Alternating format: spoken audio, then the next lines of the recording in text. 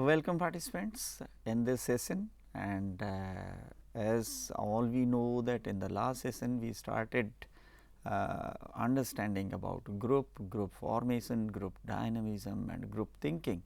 So, we could do only some part of the groups, we could understand what is group, and before we go next there is need to understand a difference between the collection of people and group. What is difference when people have gathered and when they have formed the group?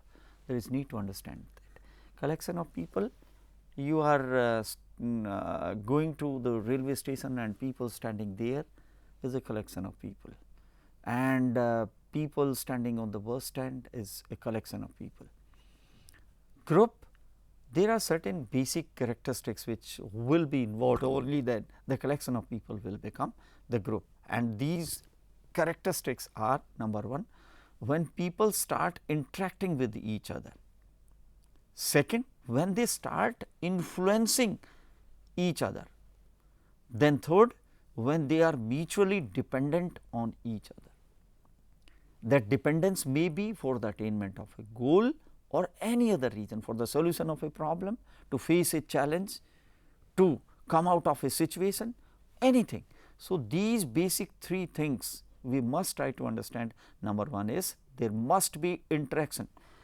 If a bus is going from one place to other, or a plane is going from one place to other, and in that plane more than 180 people are sitting, they are not interacting with each other, and they are not influencing the behavior of each other, and they are not mutually dependent upon each other, then it is a collection of people.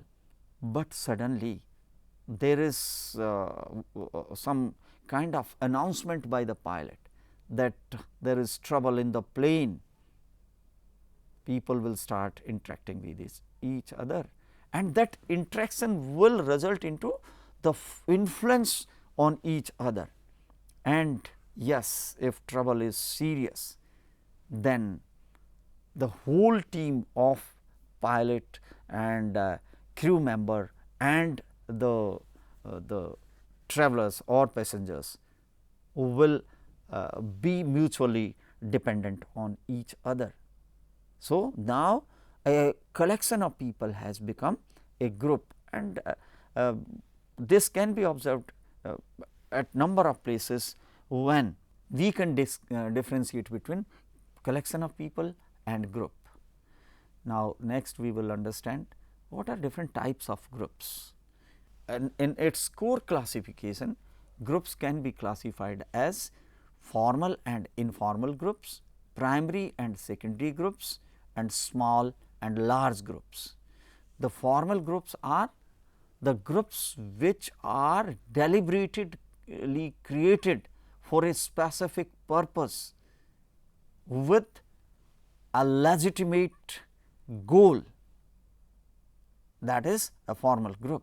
Example, all the organizations existing in this world are the formal group.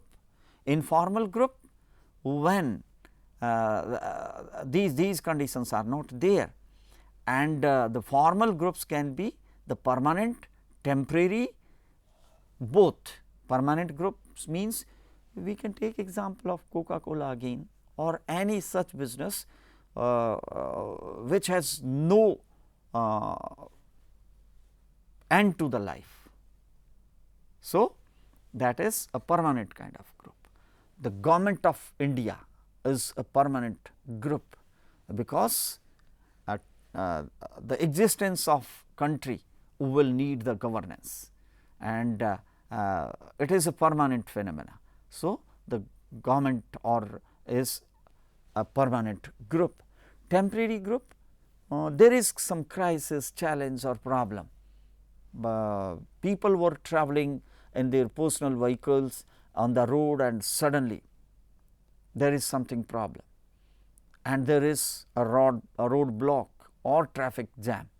Now, gradually people will start coming out of their vehicle, they will reach to the spot, and they will understand the situation, and gradually the group will start forming, and on the formation of group Now, the challenge problem has been solved or removed. Now, there is no need of that group. So, that kind of group can be a temporary group, and among organizations also there can be permanent groups as well as temporary group. Permanent groups, if we take example of any production based business organization. So, there are different departments which are permanent, which will support the organization to make the production and to earn the profit, and these groups may be the finance department can be one group, the production department, then marketing department, then human resource management department. These departments are the permanent departments. Now, the temporary department, organization has received a new order, and for that order this is a typical kind of different order, and for that there is no need of permanent changes. So, a team is constituted for that, and this particular project is a time based project. A team is constituted and this team will work on this project, and once this project will complete, that team will be re-merged into their prior department. So, this is a type of temporary department, group. So, formal group may be permanent and temporary. Now, informal group is also it can also be the permanent or temporary. Informal groups example can be taken when no formalities have been accomplished for the formation of the group. People traveling in the train can form the group, informal groups, and these groups can be suppose some of the travelers are traveling for the last 10 years and they have formed a group. Now, this has become a permanent informal group, and people traveling in the same coach for 2 or 3 days, they will join the group and for the recreation, for any kind of activity. So, these are the informal temporary kind of groups. And other examples, the types of committees constituted for different organizational work, ad hoc committees constituted are also some of the example of the informal, some of the example of temporary formal groups. Then next is primary and secondary group. Primary groups promote common goals. Secondary groups, whereas are constituted for loose interpersonal relationships. Example, let us take example of Metro Rail Corporation. There is a governing body, management and administration at the top of the Metro Rail Corporation, and there are certain projects in the metro rail. Each and every metro rail track has been constructed by a project team. The group which is governing, managing and providing administration to the whole gamut of metro rail activities is a primary group, and the teams constituted for accomplishment of specific metro project are the secondary group. Third type of groups are the small and the large group, and very easily we can understand. Very small teams working in the organizations are the small group and the large group, and this can be in organizations as well as in social setup, in cultural setup, in political setup, everywhere there can be small and the large groups. Now, let us try to understand the reason for joining the informal groups. There can be internal reason and external reason. Among the internal reason, there can be interpersonal attraction. Certain people are appealing, or the activities of group are appealing, attractive. group activity, the kind of group activity being conducted. Different people have different interest, different hobbies, different likings, choices. If the choices are matching with the activity of a particular group, that activity can be a reason for the attraction or joining of the group. Group goals, yes, group goals can also be reason for joining the group. And next one is the group norms. With what kind of norms, with what kind of, if you take example of political parties, then what type of group goals, approach and norms are being. The BJP has got a different kind of the approach, the norms and goals. Congress has different set. Then other political parties, leftist, have their different approaches. So, as a result of these approaches, these goals, these norms, people got attracted and they join the goals, they join the groups. Then next is the payoff. What kind of payoff, what kind of satisfaction people will have as a result of joining, that can also be a reason for joining the group. Then next is need satisfaction. Sometimes it is need, and because of need people join the groups. Now, there can be external reasons also. The external reasons are interaction. Sometimes people want to interact, the clubs and similar kind of the groups, people join for the interaction purpose. Then yes, external reasons, one is personal goals. I want to attain my some specific goal, and for that purpose I have joined the organization of my university, because I want to attain my personal goal. Yes, I shall be supporting organization in the attainment of its goals, but by joining the university I am attaining my goals also. Then other external reasons are the perceived power, what kind of power I will get, because every individual has attraction for the reputation, power, authority. So, sometimes people join groups to attain power and authority. So, that is also one of the external reason. Mutual trust is also one of the reason, one of the external reason because of which we join the group. There are people on whom you can depend, to whom you trust most, that can also be a reason for joining the group. Communication, elderly people's group, because there is no one in the family to interact with the elderly people, there is no one to communicate with them, and they feel vacuum, they feel suffocated and depressed. So, they can join the group where they can go and communicate, they can ventilate out your their emotions. And the next is next reason is yes, association. Association is also one of the reason for which we join. Now, management of informal group is different than management of the formal group, and the differences, as I told, that the formal group are constituted deliberately with legitimate reason, objective and goals.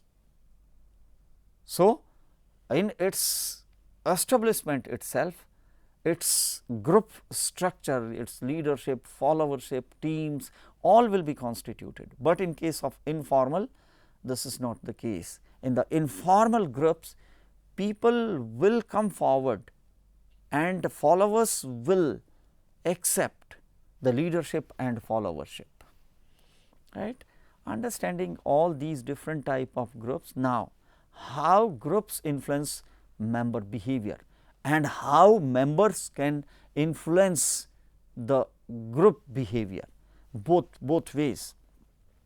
So, the very first is informal groups have common values.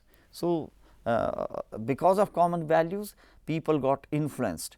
they fulfill needs and of interaction and solve the work related problems. So, these are certain reasons because of which the people joining the informal groups have influence on that.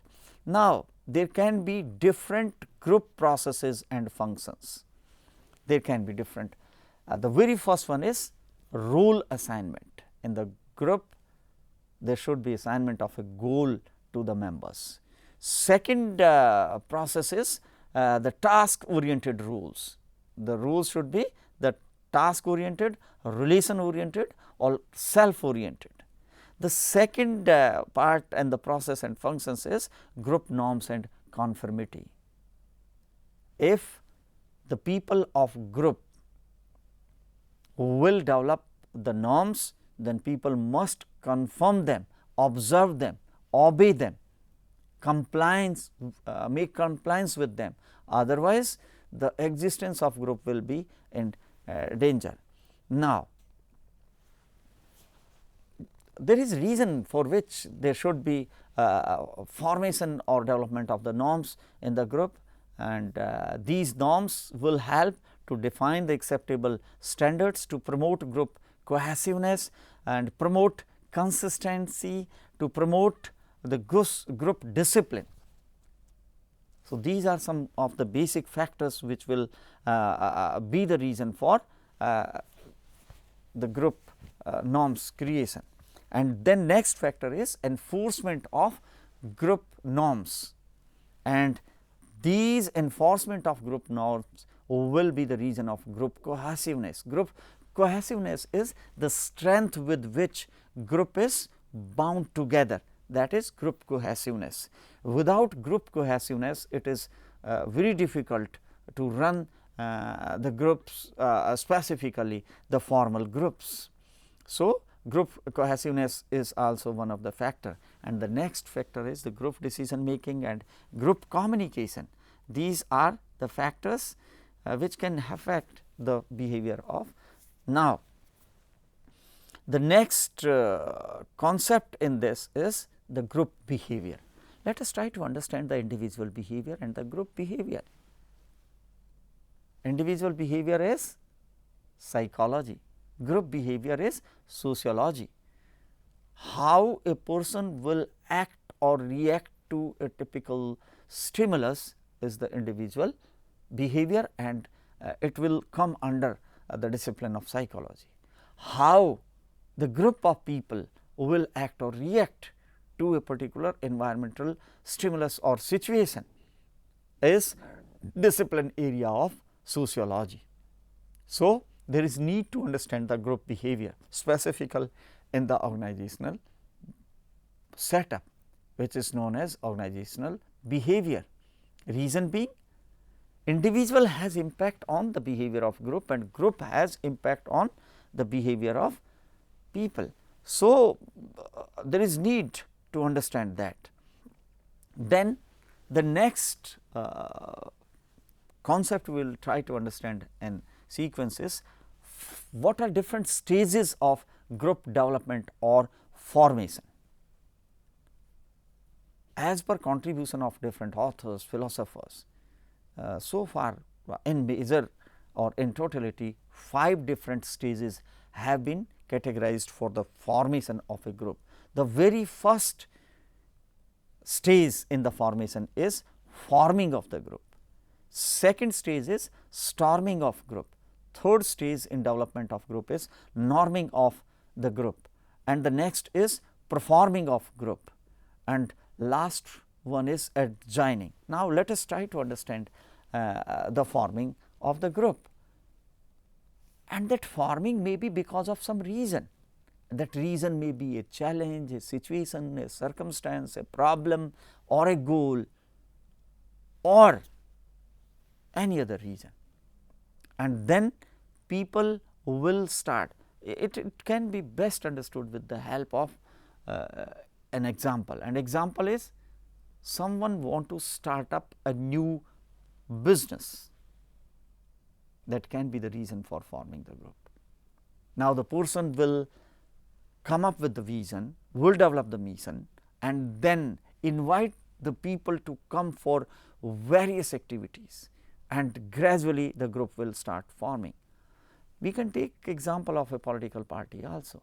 A new political party is constituted, and the person who want to run the group for a specific political approach with the vision and mission will invite people to listen to him, and those who will get impressed with that, they will gradually coming and forming the group. Once that group is will start forming, the process of storming will also. Storming means members will resist control by group. So, there will be a situation of storming. Storming means different people have different views, different behavior, different interest, different ideas, and all those will be pulled up, and in pulling up that, if they are accepted, not accepted, that will create a storming kind of situation, and that is known as the second stage, which is the storming stage. And this storming stage, because there are different views, different ideas, different interests, so the people will try to pull and push the newly state of forming of the group, and to control that, to constitute the group, there is need to develop the norms, rule regulations, policies, programs, schemes, and the norms will be developed. This is the norming stage, and after the norming stage, now the people have joined, they have brainstormed, they have developed the norms for running the group, and now for the purpose objective group is formed, the performance on that will start. And once that situation is addressed, circumstance is managed, goal is attained, now the group will adjoin or will disperse. So, these are 5 different stages of group, and after that we will discuss about group cohesiveness. There is need to discuss about it, and what different factors can enhance the group cohesiveness. We just discussed about the group cohesiveness, and the group cohesiveness is the binding force with which group can be kept united. When we were talking about the various stages of group formation, we were discussing about storming stage. In the storming stage, different people are contributing different ideas and different interests, and as a result of that, there is pull and push, and that pull and push can break up or dismantle the group, but that will not be helpful in attainment of the goals of the group. So, the cohesiveness should be created, the binding force in the group should be created. Now, what are different factors which can enhance the cohesiveness? And these factors are, there should be a common goal, and everyone should be committed to the common goal. The second one is intergroup competition.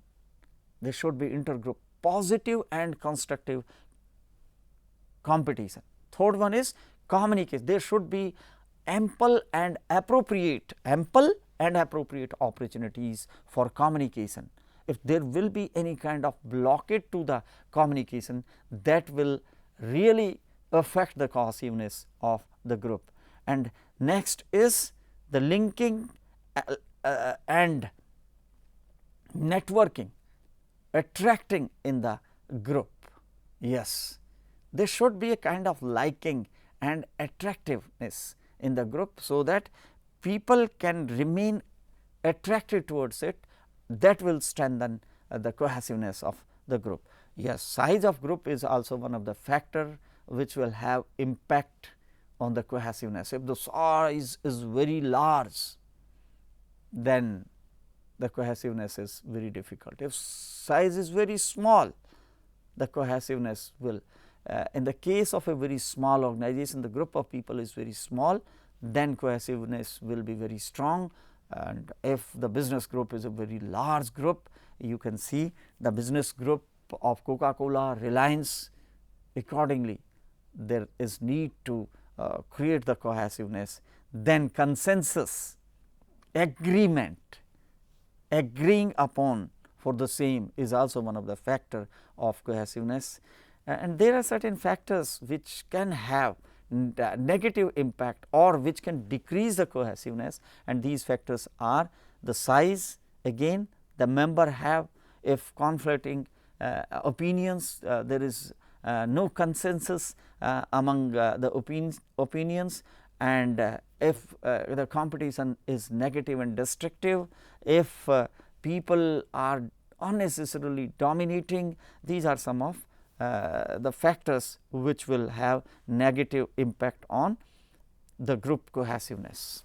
Now, we will talk about group decision making, and group decision making is, if an individual has to make the decision, it is very easy, but when it is turned that a group has to make the decision, then things are difficult, because the different point of view, different ideas will come, and people will try to get their point of views and ideas recognized, and that may lead to the conflict.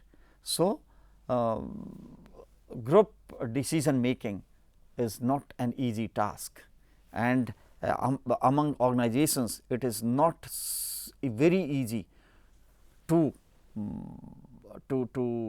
work out the decision by using a team or a group.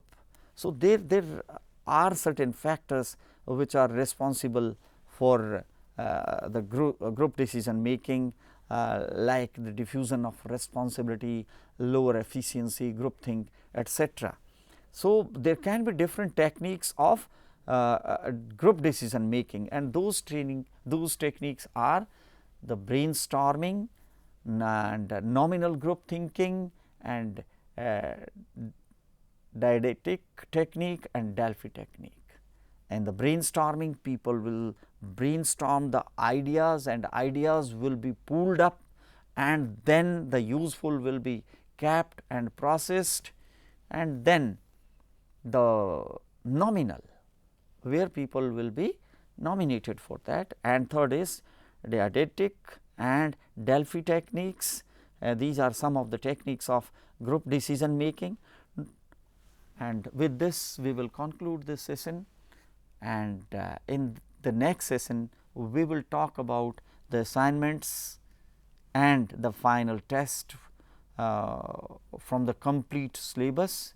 So, thank you for participating, and we will join the next session.